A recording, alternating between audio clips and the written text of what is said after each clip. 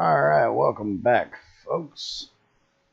And today we are going to make some rubber. So we have our stainless steel mixer crucible thing that has been making us stainless steel. And we need to make a coagulator. So this is the recipe. We need stainless steel casing, 4 screws, a hammer, a wrench, and a screwdriver. I already have our screws done up here, and I pre-made the casing because, well, we know how to make a casing. Let's get this put together. 6 out of the way. We need screws on the corners, and then it's hammer, wrench, screwdriver. Alright, so hammer, wrench, screwdriver. There's our coagulator. And we are going to use the NetMC cheaty ass juicer method. So if we look up rubber,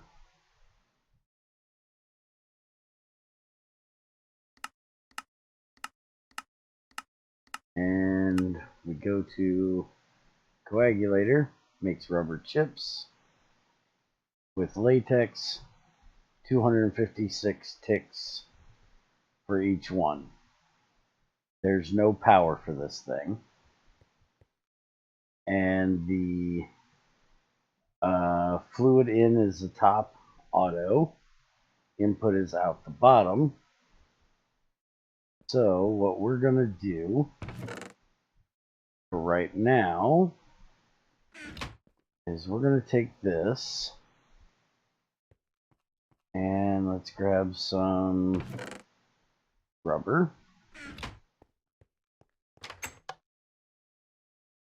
Whoa, lag spike. Wow, that was a bad one. Alright, so we're going to stick this just over here out of the way on the wall.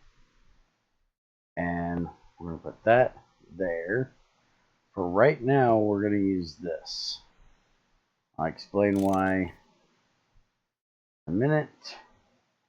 And now for the cheaty juicer way. For anybody that didn't see our earlier, this is how you make a juicer now. So it's any kind of clay, knife, rolling pin, and then you cook that in a furnace and you get your juicer. We're going to stick that there. So you've seen it said auto in from the top. Well, a juicer does not auto output, but since the coagulator has an input on the top, it'll actually pull from the juicer. So now we have our rubber chips, which is basically a nugget of rubber.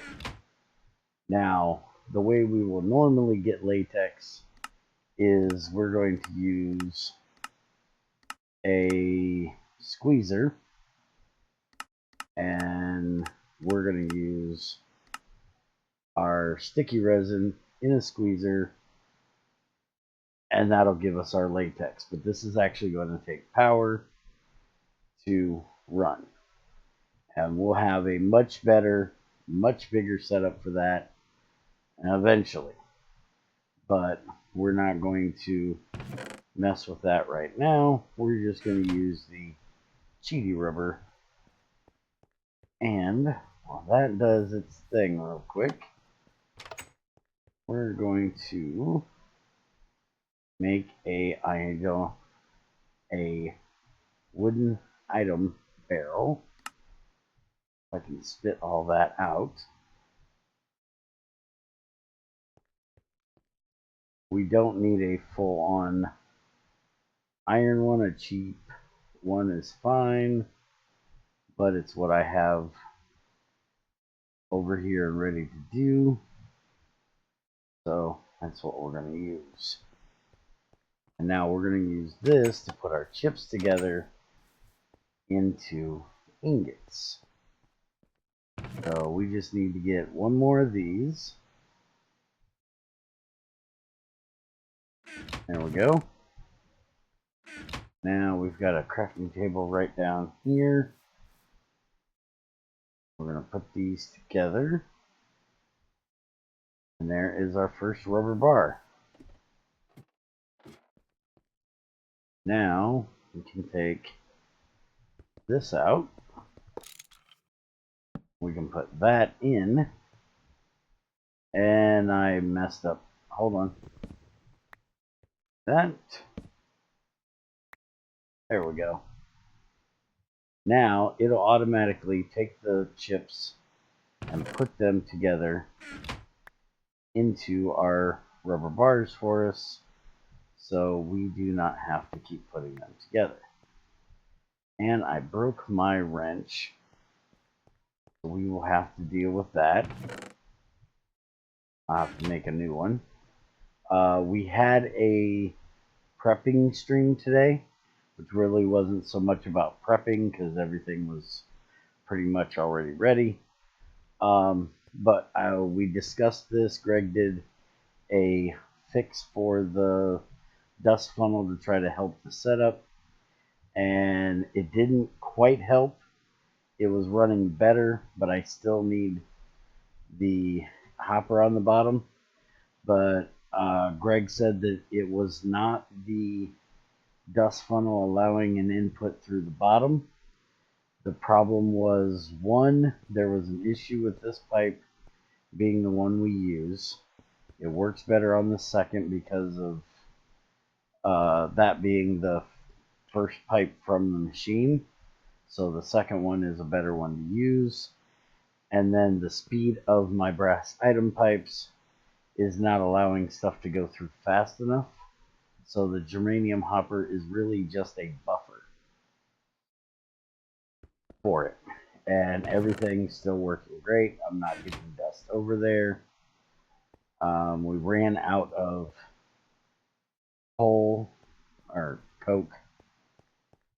So I've been trying to run some bronze to get us more coke. We're up to 120, but we are full on creosote again. So processing is kind of at a standstill at the moment. But I think I've got pretty much what we needed done taken care of. At least for the moment. We've got we got another 2.5 stack of bronze over here that we ran earlier.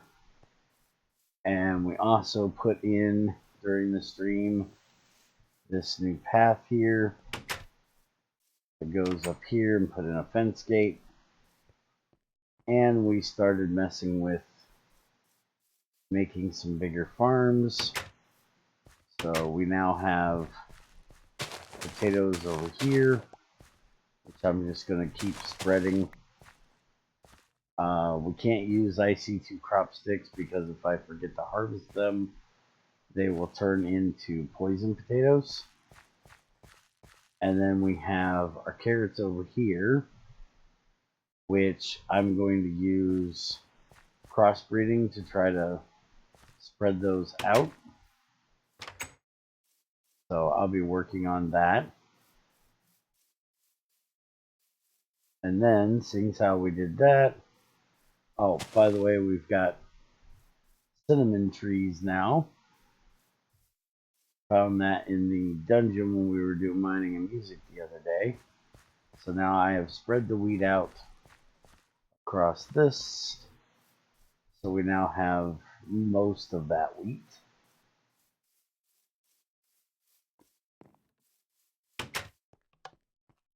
So for anybody that doesn't know, the rubber that we are making is to make us a suit. We need this biochemical hazard suit, so we need rubber sheets. And each one of them is just, rubber sheets, normal recipe basically, except it uses a magnifying glass and a pair of scissors. And this one has a glass pane. And then we're also going to make the Bumble Suit, which is right here. We have the Bumble head. So this uses thin rubber sheets and black stain panel, and it does have to be black. And then just sheets for the rest of it. And that way we can go around the bees and not have to worry about getting stung. But as you can see, this thing is a bit on the slow side. So it'll be a little while before we actually get enough to make our suit, because it's basic Minecraft recipe, so 24 sheets for the biochemical suit. And then we will have an episode of going and playing around with the natural gas and the oil we found down there to see what's going on with it. See if we have an infinite spout or not. And we move the horse out. He was over here, but I thought he was eating the wheat, because this thing, I think they have to be like 2 blocks away from it, and this pen is so large that they're usually hanging out around the fence. So, I think one of them is just kind of eating all the wheat, and they were never really breeding, so I haven't been using this. I'm thinking about doing, or trying to do, I've never done it before, but I'm thinking about trying to do a water type of thing. It's going to look really horrible, but I'm thinking about putting 2 adults and this in a really small pen, and then making an area where the babies can get pushed out by water, but the adults are like 2 blocks tall, so they won't go through. I'm going to see if I can do that, and maybe that'll help, but we'll do that sometime next week probably, unless I forget and just do it manually like I have been. But now we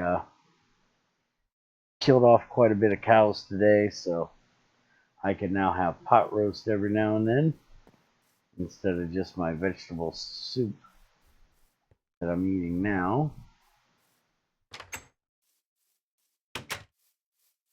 But I do believe that is going to be it for our making rubber episode. Next time we will get the rubber out, make our sheets, and go check out that oil. Also, the nice thing about the rubber is we can make rubber pipes. Let's actually look up pipe. There we go. So currently we're using small copper pipes for just about everything, which has a 100 liter per tick bandwidth, capacity of 200. But there are rubbers, and the small version of them is exactly the same. Although the meltdown temperature is 350, where the meltdown temperature for this is 1696. But if we look up steam, its temperature is 373. So So that means we will not be able to use the rubber for the steam, but we will be able to use it for all of our return water pipes and our incoming water pipes and our creosote pipes can all be changed. So little by little, I'll be changing those out.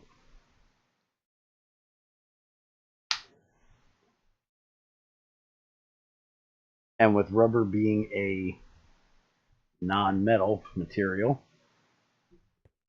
it works in the low heat extruder, so we can just extrude our pipes with it.